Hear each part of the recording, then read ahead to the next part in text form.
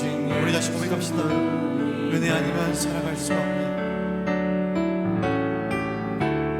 은혜 아니면 살아갈 수가 없네. 호흡마저도 주님의 것이니 호흡마저도 나 주의 것이니 세상 평안과 위로 내게 없어도 예수 오직 예수뿐이 그 신 계획이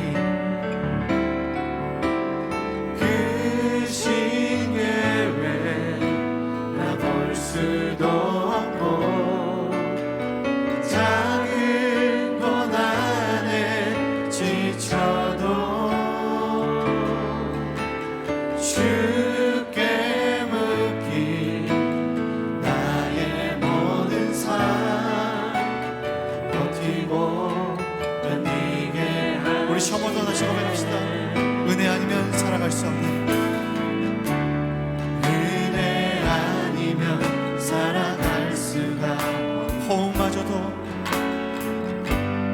호흡마저도 나 주의 것이니 세상 평안과 위로 내게 없어도 예수 오직 예수 우리 다시 고백해요. 은혜 아니면 살아갈 수 없어요. 은혜 아니면 살아갈 수가 없네. 호흡마저도 나 주의 것이니 세상 평안과 위로 내게 없어도 예수 오직 예수 그 신 계획 그 신 계획 나 볼 수도 없고 작은 고난에 작은 고난에 지쳐도 주께 묶인 나의 모든 삶 버티고 견디게 그 신 계획 다 볼 수도 없고 그 신 계획 나 볼 수도 없고 작은 고난에 지쳐도 주께 묶인 나의 모든 삶 버티고 견디게 한 그 신 계획이 그 신 계획 나 볼 수도 없고 작은 고난에 지쳐도 주께 묶인 나의 모든 삶 버티고 견디게 할 은혜 아니면 살아갈 수가 없어요. 은혜 아니면 살아갈 수가 나의 모든 것이 주님의 것임을 고백합니다. 나의 모든 것 다 주께 맡기니 참된 평안과 작은 평안과 위로 내게 주신 주 예수를 오직 우리 다시 한 번 더 은혜 아니면 살아갈 수가 없네. 은혜 아니면 살아갈 수가 없네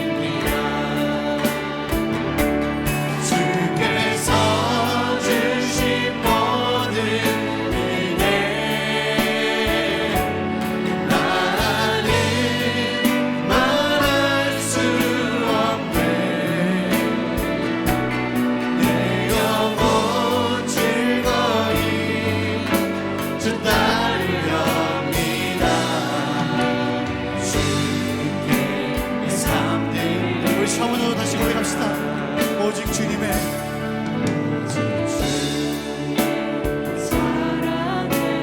나의 영이 기뻐 주님을 찬양하며 노래합니다.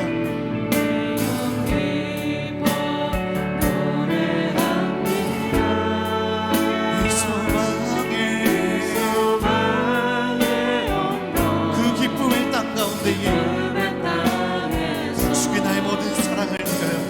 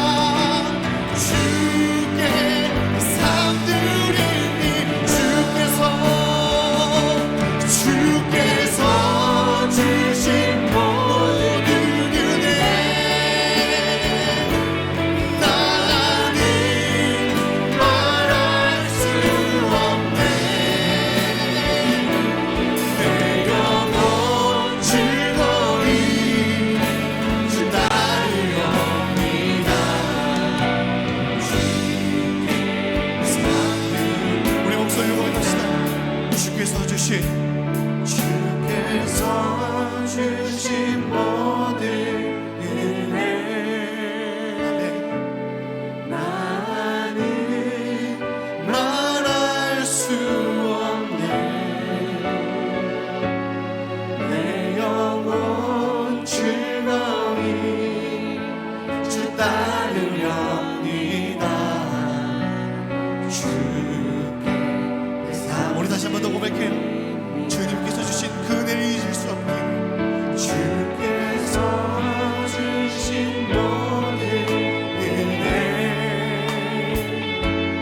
나는 말할 수 없네. 아버지, 오늘 우리가 그 은혜를 알았기에 이 자리에 있는 줄 믿습니다.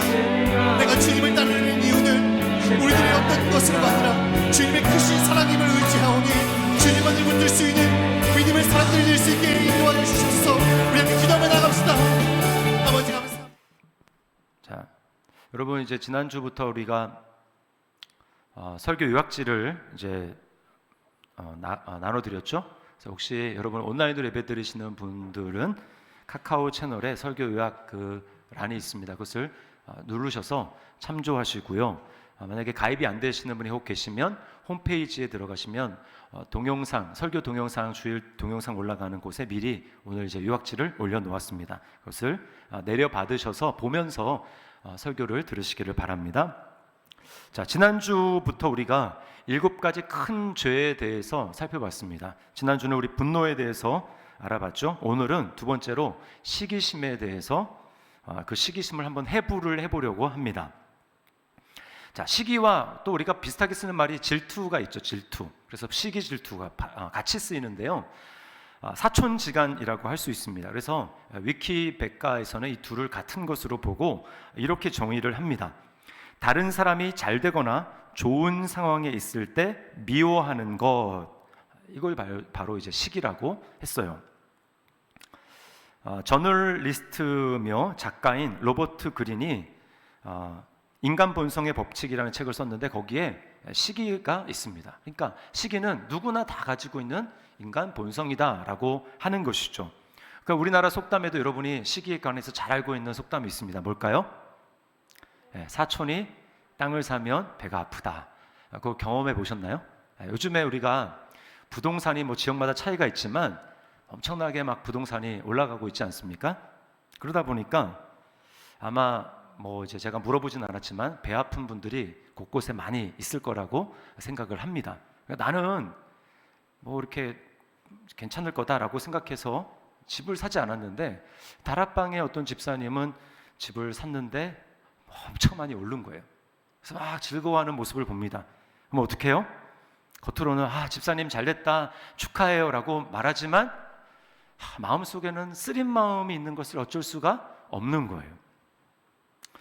그런가 하면 가깝게 지내는 친구의 자식은 대기업에 들어갔는데 우리 자식은 서류를 내는 곳마다 면접까지 가지도 못하고 서류에서 탈락을 합니다. 그럼 마음이 굉장히 힘들어요. 여러분, 이런 상황에 우리 마음속에 슬며시 찾아오는 불청객이 바로 이 시기심이라고 하는 것입니다. 토마스 아퀴나스라는 철학자는 시기란 다른 사람의 즐거움을 슬퍼하는 것이다 라고 말을 했어요. 다른 사람의 즐거움을 슬퍼한다. 여러분, 근데 성경은 이것에 대해서 정반대로 우리에게 말씀합니다. 자, 로마서 12장 15절 말씀 같이 한번 읽습니다. 시작. 즐거워하는 자들과 함께 즐거워하고 우는 자들과 함께 울라. 시기심을 갖고 다른 사람의 즐거움을 슬퍼하지 말고 다른 사람이 기뻐할 때 같이 기뻐해주고 다른 사람이 슬퍼할 때 같이 슬퍼해줘라. 이렇게 말을 하고 있습니다. 여러분, 이 말씀은, 이 명령은 시기심을 마음속에서 해결한 사람만 할 수 있는 일입니다. 우리는 다 알아요. 시기심은 나쁜 거고 참 추악하고 못난 것이어서 시기심을 가지면 안 되라고 하는 마음을 다 갖지만 그러나 그게 참 생각대로 쉽게 없어지지 않는다라는 게 문제인 것입니다. 자, 어떻게 하면 우리는 하나님의 말씀처럼 다른 사람의 기쁨에 함께 기뻐해주고 다른 사람의 슬픔에 함께 슬퍼해줄 수 있는 그런 사람이 될 수 있을까요? 오늘 본문 말씀을 통해서 우리가 주님의 음성을 듣기를 원합니다. 오늘 본문에 요나단과 이 사울의 모습을 보면서 시기가 얼마나 우리의 인생을 파멸로 몰아가는지, 그리고 어떻게 하면 그 시기심을 몰아내고 우리가 승리할 수 있을지 우리가 살펴보겠습니다. 자, 먼저 시기심의 폐해를 살펴보겠습니다. 시기심은 우리에게서 행복한 삶을 빼앗아 갑니다. 여러분, 행복한 삶을 살아가려면 객관적으로 얼마나 많은 재물이나 환경적인 형편이 좋아야 되는지보다 더 중요한 게 감사입니다. 내가 있는 사소한 것에 감사하는 마음을 가질 수 있다면 여러분, 그 사람은 진짜 행복한 사람이에요. 그런데 시기심은 이것을 불가능하게 만듭니다. 내가 가지고 있는 것, 그것이 크든 작든 그것에 대해서는 눈이 멀게 하는 것이 바로 시기심이 하는 일입니다. 내가 가지고 있는 것을 제대로 알지 못하기 때문에 제대로 누릴 수도 없어요. 그러니까 여러분, 그런 사람이 어떻게 행복할 수가 있겠습니까? 오늘 사울을 보세요. 사울의 지위는 무엇입니까? 왕이죠. 이스라엘에서 가장 높은 지위에 있고 가장 환경적으로 행복할 수 있는 사람이 바로 다름 아닌 사울이에요. 그러나 이 사울이 시기심에 사로잡히니까 어떻습니까? 그는 지금 행복한 인생이 아니라 매우 불행한 삶을 살고 있습니다. 외적인 조건으로는 자기와 비교조차 할 수 없는 다윗을 보면서 시기심을 느끼고 있어요. 말도 안 되는 일을 지금 하고 있는 것입니다. 한번 비교를 해봅시다. 시기심에 사로잡힌 사울 지금의 모습과 시기심에 사로잡히기 전의 사울의 모습을 한번 우리가 생각하면서 비교를 해보세요. 변질이 너무 됐습니다. 사울이 처음에 왕이 됐던 때를 한번 기억을 해보세요. 사무엘이 하나님이 이제 사울에게 기름을 부으라고 하니까 이제 사울에게 기름을 부으려고 하는데 사울이 뭐라고 하냐면, 우리 집안은 이스라엘 중에서 가장 볼작거지 없는 그런 가문입니다. 그리고 그 중에서 저는 더 그렇습니다. 저는 왕이 되기 합당하지 않은 사람입니다. 라면서 매우 겸손하게 하나님 앞에 반응을 했습니다. 그런데 이제 사무엘이 기름을 부었죠. 기름을 부은 다음에 공식적으로 왕이 되는 절차가 있어요. 그래서 이제 모든 사람들이 모여 있는데 정작 주인공인 사울이 보이지가 않는 것입니다. 막 사람들이 찾았어요. 그러니까 어디 있냐 봤더니 이 사울이 짐 보따리들 그 속에 숨어 있었어요. 무엇입니까? 나는 그 왕이 될 자격이 없습니다 라고 하는 매우 겸손한 고백이죠.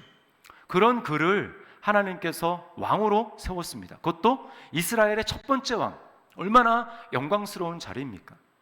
사울은 아마 매일 아침에 눈을 뜨면서 이게 꿈인가 생신가 하면서 하나님 앞에 감사했을 것 같아요. 내가 이 왕궁에 있다니, 어울리지 않는 내가 이 왕이 되었다니, 수많은 사람들이 자기를 시중두는 걸 보면서 정말 신기하게 생각하고, 그리고 여러분 무엇보다도 이스라엘의 인구가 한 수백만 될 텐데 그 수백만 많고 많은 사람들 중에 하나님이 자기를 딱 찍어가지고 왕으로 삼지 않았습니까? 그 하나님에 대해서 여러분 얼마나 감동하고 감격하고 감사가 넘쳤을까요? 마음속으로 아마 이렇게 다짐했을 것 같아요. 이 한 몸 불살라 내가 주님을 위해서 하나님이 맡기신 이 백성을 내가 잘 다스리리라, 아마 이런 마음을 가졌을 거예요. 그러나 지금 시기심에 사로잡힌 사울의 모습을 보세요. 완전히 달라졌어요. 많은 것을 가졌지만 감사를 잃어버렸습니다. 행복하지가 않아요. 여러분, 한 나라의 왕이 객관적인 그 환경으로 감사할 수 없다면, 행복하지 않는다면 여러분 도대체 누가 행복하다고 말할 수 있을까요? 이처럼 시기심은 우리에게서 행복을 빼앗아 갑니다. 제가 어떤 글에서 읽었는데요, 어떤 사람이 친구가 좋은 집으로 이사한 것을 보고 마음에 질투하는 마음이 생겼습니다. 그래서 그래? 그럼 난 더 좋은 집으로 이사 가지, 이렇게 생각하고 지금 자기가 살고 있는 집을 내놨어요. 부동산에 내놨어요. 그리고는 그때부터 정말 만족할 만한, 정말 본때를 보여줄 만한 그런 집을 찾기 시작했습니다. 그런데 그런 집이 쉽게 나오지가 않는 거예요. 그러던 어느 날 신문에 부동산 매물이 나와 있는 그 광고란을 보게 되었는데 눈이 확 띄었습니다. 드디어 내가 찾던 내 마음에 쏙 드는 집을 발견했다. 그리고는 당장 부동산 중개소에 전화를 했습니다. 오늘 난 그 집이 저는 매우 마음에 듭니다. 다른 사람이 그 집을 구입하기 전에 제가 먼저 그 집을 샀으면 좋겠습니다 라고 이야기를 했어요. 근데 부동산 업자가 이것저것 질문을 하더니 이렇게 말을 했습니다. 선생님, 그 집은 바로 선생님이 내놓으신 선생님의 집입니다. 이렇게 말을 했어요. 여러분, 이게 바로 시기심이, 질투심이 하는 일입니다. 누구나 부러워할 만한 그런 집에 살면서도 시기와 질투, 다른 사람을 부러워하기 시작하니까 정작 자기가 가진 것이 행복한지를 알지 못한다라는 거죠. 자, 그런가 하면 시기심이 하는 두 번째는 나의 인생을 살지 못하도록 합니다. 여러분, 하나님이 우리에게 원하시는 삶이 뭘까요? 나의 인생을 사는 것입니다.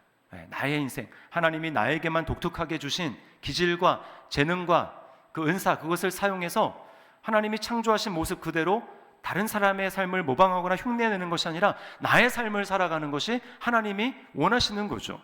그런데 시기심을 가진 사람은 이것이 불가능합니다. 왜요?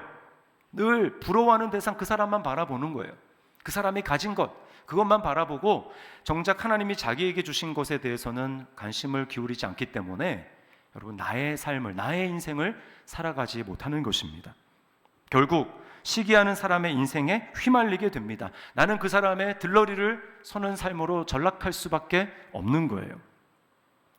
어떻게든 내가 시기 질투를 하면서 어떤 방법으로든 부러워하고 있는 저 사람을, 그 대상을 이겨보려고 하지만 여러분, 나의 삶을 살지 못하고 그 사람의 인생에 휘둘려서 들러리로 사는 사람이 어떻게 그 사람을 이길 수가 있겠습니까?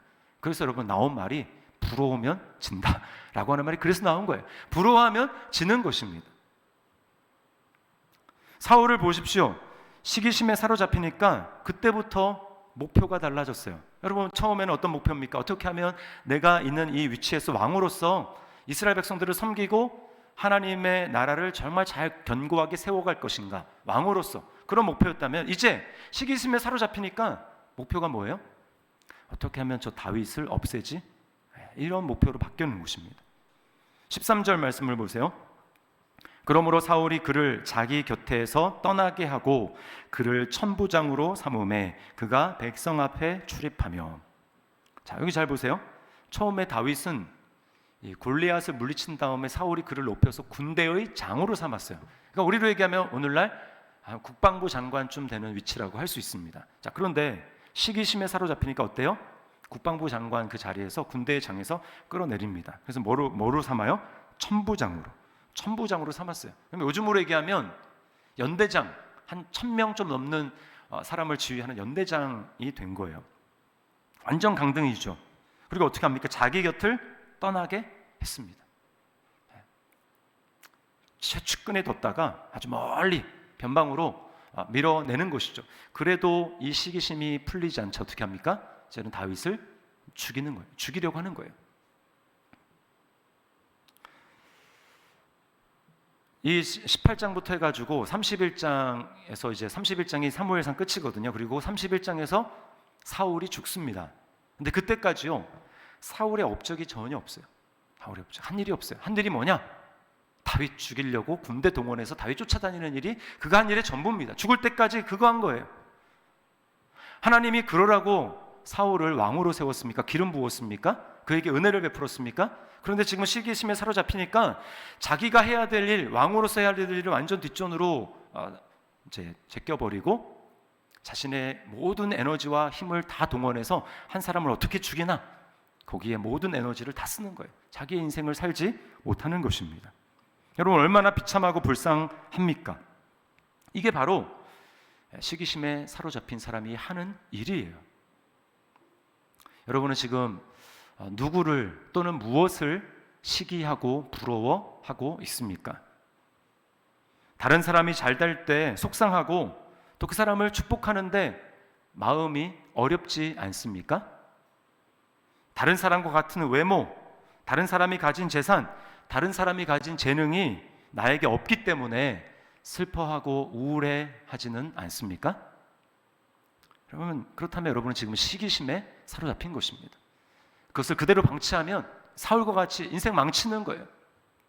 행복이 빼앗길 것이고요. 그리고 나의 인생을 살지 못하게 될 것입니다. 자, 그렇다면 두 번째, 시기심의 원인은 무엇일까요? 시기심의 원인, 첫 번째는 비교입니다. 비교하는 순간 시기심이 찾아와요. 비교하기 전까지는 절대 시기심이 내 안에 생기지 않습니다. 근데 누군가와 비교하는 순간 우리 마음속에 시기심이 찾아와요. 사울도 그랬습니다.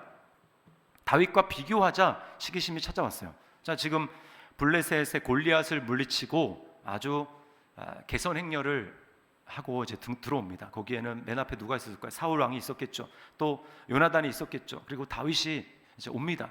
뒤에 백성들이, 군사들이 쭉 따라오는데 여인들이 이제 그것을 보면서 환영하면서 노래를 부르고 악기를 치면서 춤을 추면서 노래를 합니다. 근데 그 노래가 가사말이 뭐였냐면 이런 거예요. 사울이 죽인 자는 천천히요, 다윗은 만만이로다. 한마디로 다윗이 사울보다 100배 뛰어나다, 이런 말이에요. 딱 비교가 된 거죠. 그게 사울의 마음을 확 사로잡았어요. 그러자 사울이 8절에서 이렇게 말합니다. 사울이 그 말에 불쾌하여 심히 노하여 이르되 다윗에게는 만만을 돌리고 내게는 천천만 돌리니 그가 더 얻을 것이 나라 말고 무엇이냐 하고. 여러분, 우리가 비교하는 순간 우리 마음속에 시기심이 일어납니다. 그건 거지도 마찬가지예요. 여러분, 거지는 가진 게 없기 때문에 비교하지 않을 것 같죠. 거지도 비교합니다. 누가 비교할까요? 누군가 이런 말을 했어요. 거지가 질투하는 대상은 백만장자가 아니라 자기보다 조금 더 나은 거지다. 거지도 비교를 합니다. 거지도 비교하는 순간 시기심이 찾아오는 거예요. 나보다 동양을 좀 더 많이 했어요. 그럼 그거 가지고 시기하고 질투하는 거예요. 두 명의 사람에게 실험을 했습니다. 한 사람은 50만 원을 주고 한 사람은 100만 원을 줬어요. 여러분이 만약에 50만 원 받은 사람이라면 어떨까요?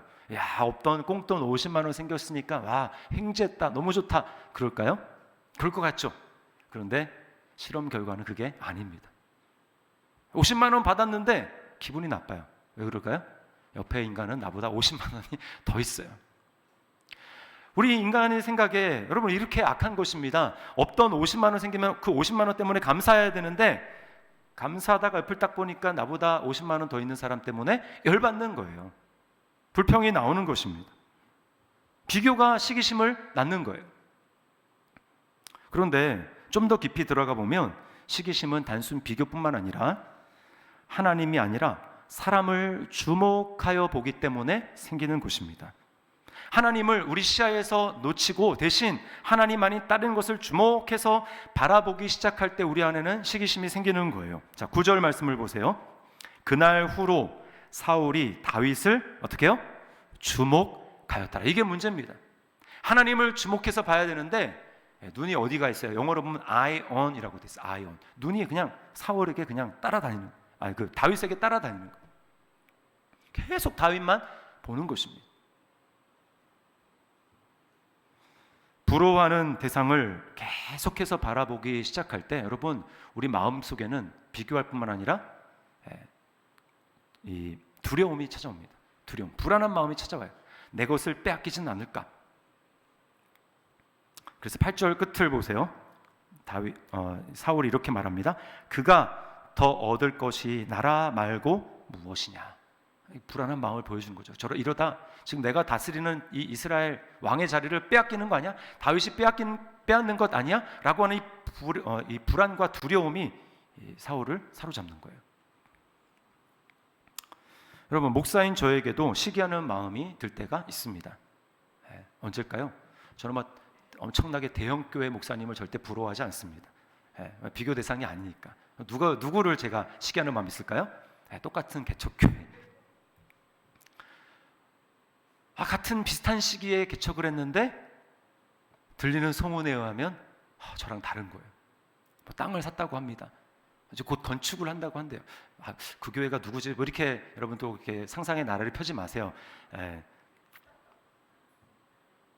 그럼 하나님 나라의 관점에서 얼마나 잘 된 거예요, 그렇죠?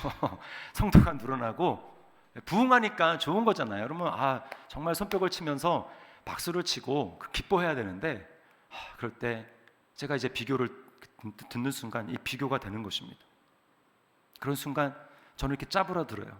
나는 정말 초라하고 별것 아니고, 그리고 그분은 굉장히 위대하게 보입니다.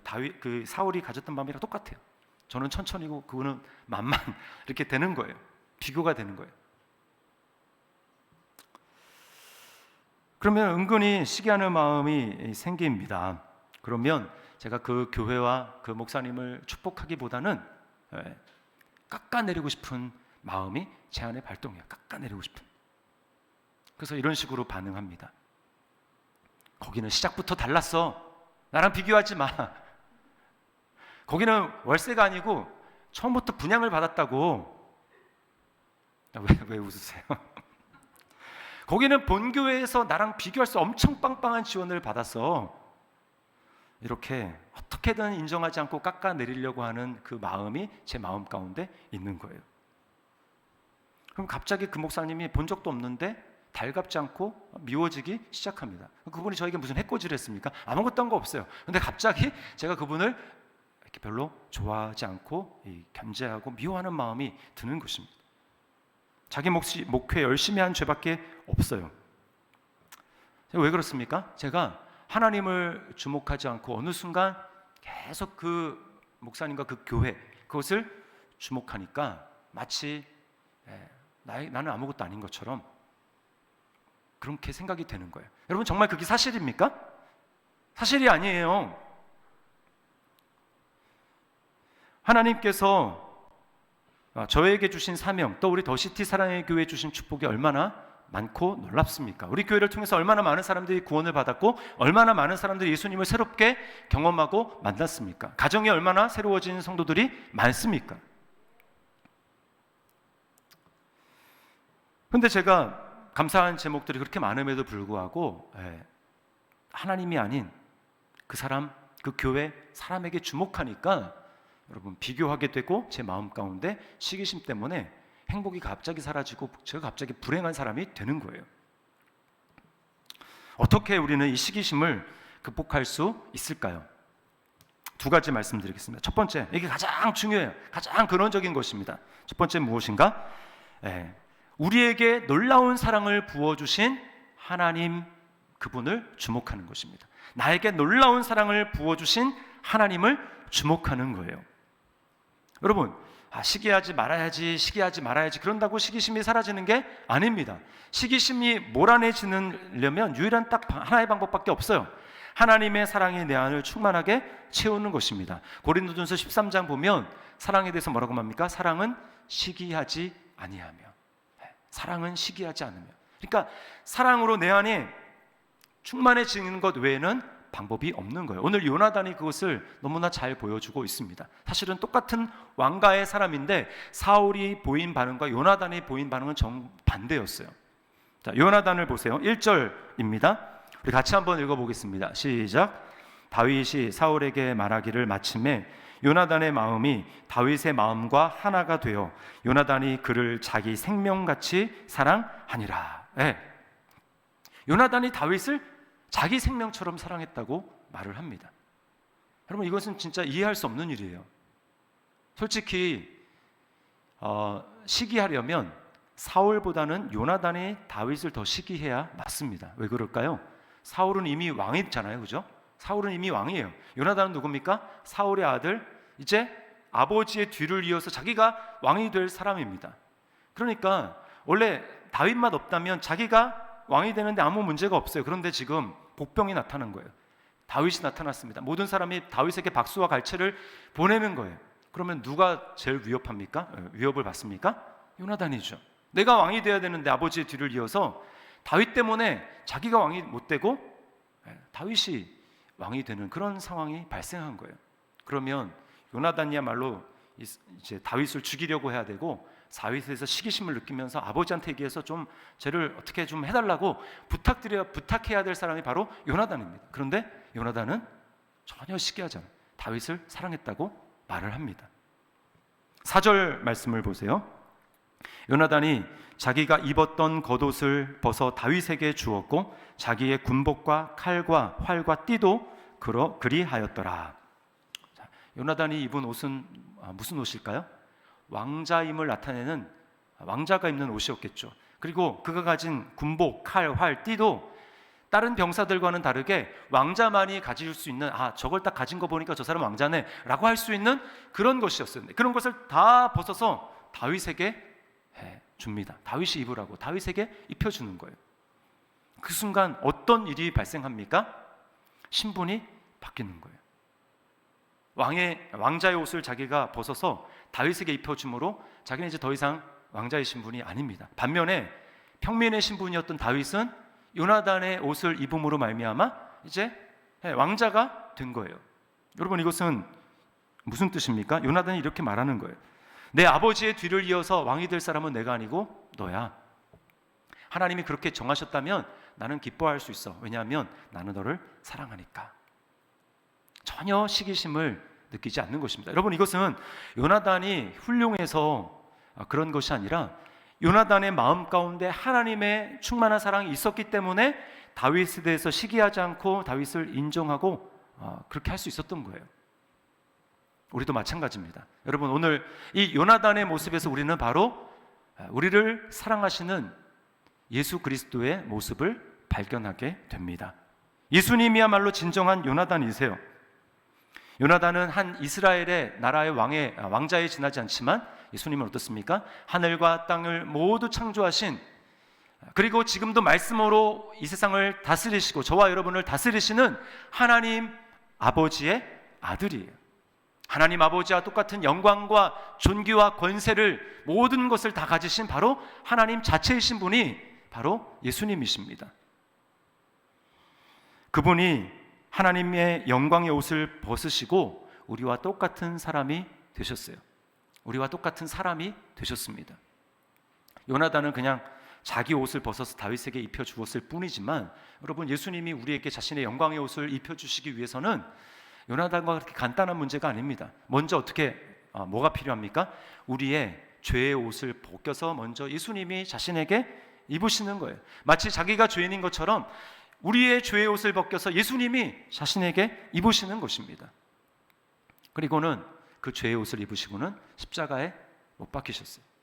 십자가 위에서 예수님은 저와 여러분을 대신해서 그 고통을 다 참아내십니다. 수치와 부끄러움을 주님이 다 우리를 대신해서 우리 자리에서 다 감내하십니다. 그래서 주님이 우리의 고통을 이해하시는 거예요. 그래서 주님이 우리의 수치와 부끄러움을 아시는 것입니다. 그리고는 마침내 십자가에서 우리를 위해서 죽으셨어요.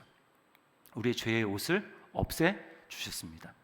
그리고 죽음으로 끝난 것이 아니라 부활하셔서 주님은 영광스럽게 이제 우리에게 자신이 입으셨던 그 옷을, 영광의 옷을, 의의 옷을 입혀 주시는 거예요. 그것이 바로 예수님 안에서 저와 여러분들이 믿고 경험한 우리 안에 일어난 놀라운 일이라는 것입니다. 그래서 갈라디아서 3장 27절 말씀에 이렇게 말씀을 합니다. 우리 같이 한번 읽어보겠습니다. 시작. 누구든지 그리스도와 합하기 위하여 세례를 받은 자는 그리스도로 옷 입었느니라. 할렐루야. 그리스도로 옷 입었느니라. 이게 우리의 신분입니다. 이제 예수님을 믿는 저와 여러분들은 죄의 옷이 아니라 예수 그리스도의 영광스러운 옷, 예수 그리스도의 의의 옷을 입은 사람들이에요. 예수님이 하나님의 아들입니까? 예수님의 옷을 입은 저와 여러분도 하나님의 자녀인 것을 믿으시기를 바랍니다. 예수님이 하나님 앞에 당당히 설 수 있는 의로운 분이십니까? 예수님의 옷을 입은 저와 여러분들도 하나님 앞에 담대하게 설 수 있는 의롭다함을 받는 사람들인 것을 여러분 믿으시기를 바랍니다. 예수님이 부활하셨습니까? 예수님이 재림하실 때 우리도 똑같이 예수님의 옷을 입고 있기 때문에 영광의 몸으로 부활할 것을 여러분 믿으시기를 바랍니다. 예수님의 하나님의 그 모든 천국의 모든 것을 상속받으시는 상속자입니까? 예수님의 옷을 입은 저와 여러분들도 하나님 나라를, 천국을 상속받는 그런 사람들인 것을 여러분 믿으시기를 바랍니다. 여러분 얼마나 놀랍습니까? 여기에 차별이 있습니까? 차별이 없어요. 예수님 믿는 사람들은 차별이 없습니다. 차별 없는 사랑을 우리가 받은 거예요. 그리스도 예수 안에서 모든 믿는 자에게 미치는 하나님의 의인이 차별이 없느니라. 여러분 우리는 차별 없는 사랑을 받았습니다. 얼마나 놀라워요. 이 사랑을 깊이 있게 묵상하고 또 깊이 있게 알면 알수록 시기심이 우리 안에서 몰아져 나갑니다. 시기심이 힘이 없이 녹아져 내리기 시작해요. 자, 두 번째는 적용적인 측면인데, 두 번째는 내게 주신 사명에 집중하라는 것입니다. 내게 주신 사명에. 비교하는 대신 하나님이 우리에게 주신 독특한 사명이 있어요. 거기 사명에 충성하고 집중하는 것입니다. 내가 주님으로부터 차별 없는 사랑을 받았다. 이건 무슨 뜻일까요? 이 말은 주님이 나에게만 독특한 소명과 사명을 주셨다라는 이야기입니다. 여러분이 다른 사람이 아닌 바로 여러분 자신에게 하나님이 독특한 사명과 소명을 주셨다라는 거 믿습니까? 네. 대체 불가, 비교 불가한 나만이 할 수 있는 사명을 주셨어요. 여러분 우리가 받은 사명이 무엇입니까? 이제 나의 만족과 나의 기쁨을 위해서 사는 것이 아니라 하나님을 기쁘시게 하기 위해서, 하나님의 영광을 위해서 살아가는 것입니다. 어디에서요? 하나님이 내게 두신 가정에서, 교회에서, 직장에서, 그것이 어디라 할지라도 그 곳에서 하나님의 영광을 위해서 살아가는 것입니다. 아니 목사님 그러면 똑같은 사명인데 뭐가 독특합니까? 라고 말할지 모르겠지만, 앞에서도 말씀드렸지만 저와 여러분들을 하나님이 독특하게 만드셨어요.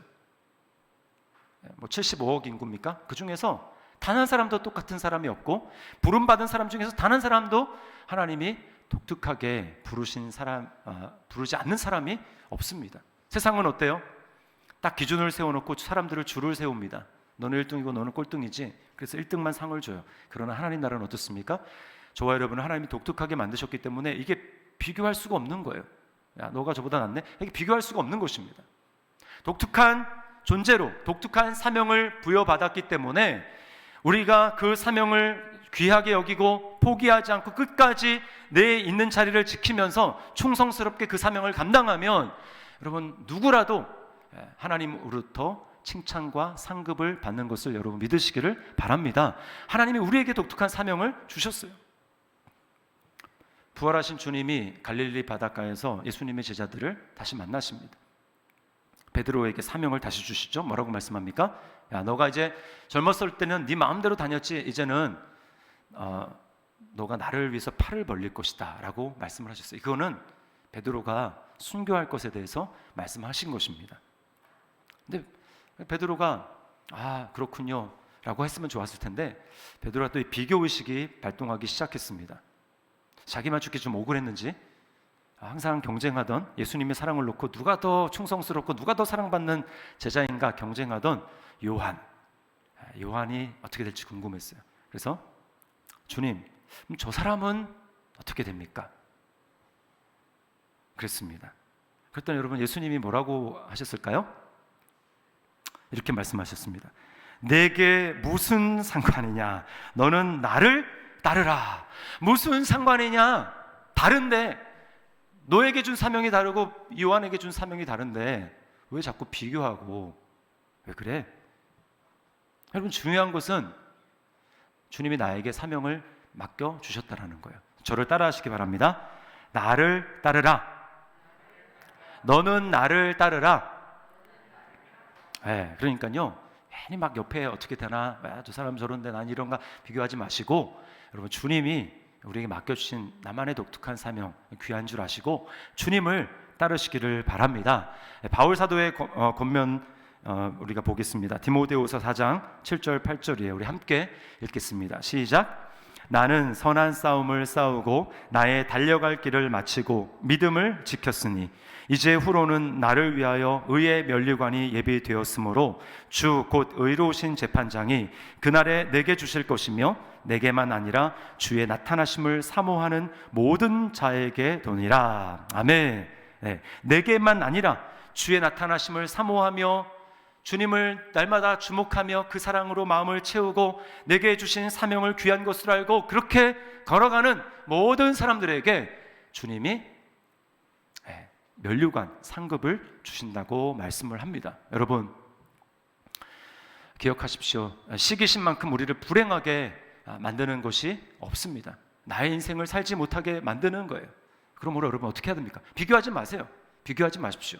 비교하지 마시고 대신 날마다 눈을 들어서 우리에게 놀라운 사랑을 부어주신, 우리에게 영광의 옷을 입혀주신 그리스도의 사랑을 날마다 주목하시기를 바랍니다. 난 다 알아 그러지 마시고 그 사랑을 더 알기를 힘쓰세요. 바울은 내가 그리스도의 십자가에서 죽으심과 부활을 알기를 힘쓴다 그랬어요. 다 알 텐데 뭘 힘쓸까요? 그 사랑을 더 알기를 원하고 더 경험하기를 원했습니다. 그럴 때 시기가 우리에게서 물러갑니다. 뿐만 아니라 여러분 비교하는 대신 하나님이 나에게만 주신 독특한 이 사명, 그 사명에 충성함으로 말미암아 시기심이 우리 안에 얼씬도 하지 못하고 우리가 그 길을 끝까지 걸어감으로 하나님을 기쁘시게 하는 저와 여러분의 삶이 될 수 있기를 주님의 이름으로 축원합니다.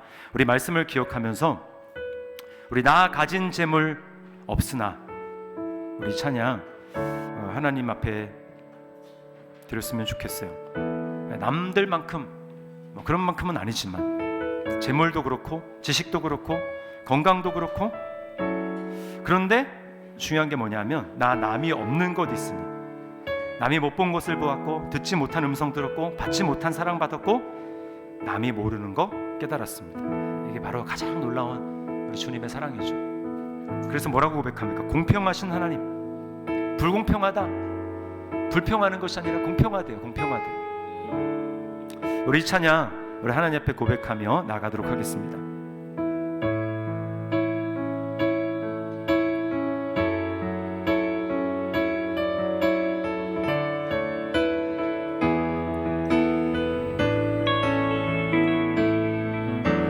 나 가진 재물 없으나 나 남이 가진 지식 없으나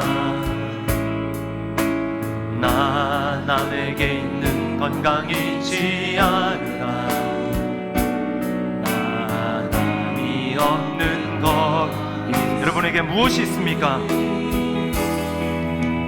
나 남이 못 본 것을 보았고 나 남이 듣지 못한 음성 들었고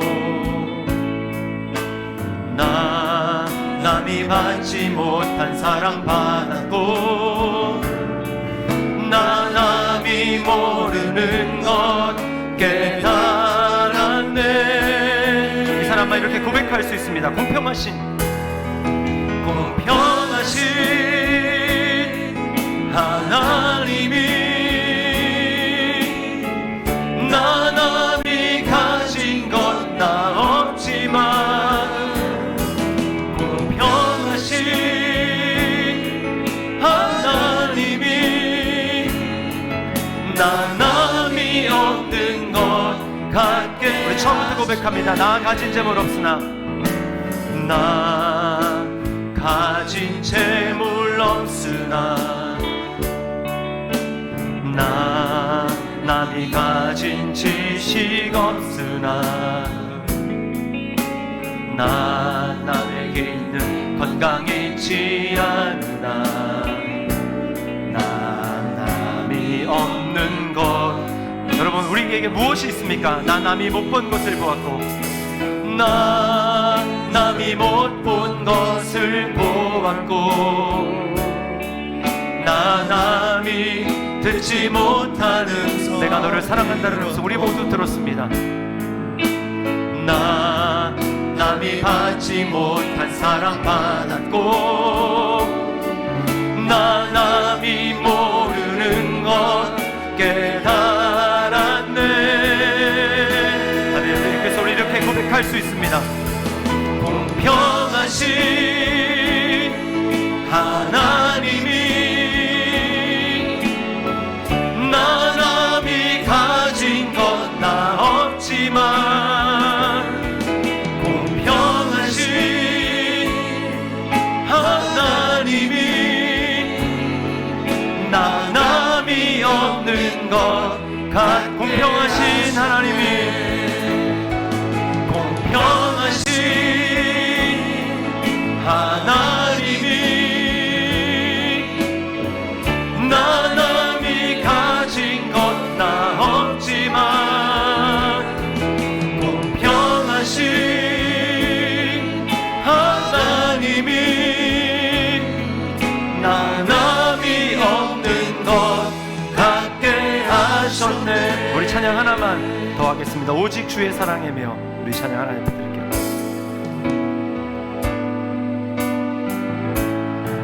오직 주의 사랑에 매여 내 영 기뻐 노래합니다. 내 영 기뻐 노래합니다. 이 소망의 언덕 기쁨의 땅에서 주께 사랑들 주님의 임재로 충만하기 원합니다. 오직 주의 임재 안에 갇혀 내 영 기뻐 찬양합니다. 이 소명의 언덕 거룩한 땅에서 주께 경배들 주께서 주신 모든 은혜 주께서 주신 모든 은혜 나는 말할 수 없네. 내 영혼 즐거 주님 따르기 원합니다. 주 따르렵니다.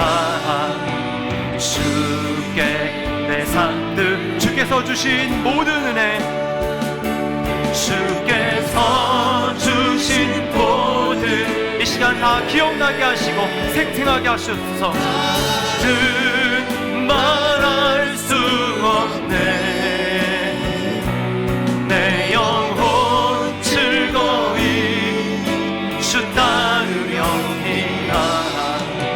주께 내 삶을 다시 한 번만 전심으로 고백합니다. 주께서 주신 모든 은혜 나는 말할 수 없네. 내 영혼 즐거이 사명의 길 가기 원합니다. 주 따르렵니다. 주께 내 삶들 주께 내 삶 삶 드립니다. 주께 내 삶 드립니다. 주께 내 삶 드립니다. 주께 내 삶 드립니다. 이 시간 말씀을 기억하면서 우리 기도하며 결단하며 나가겠습니다.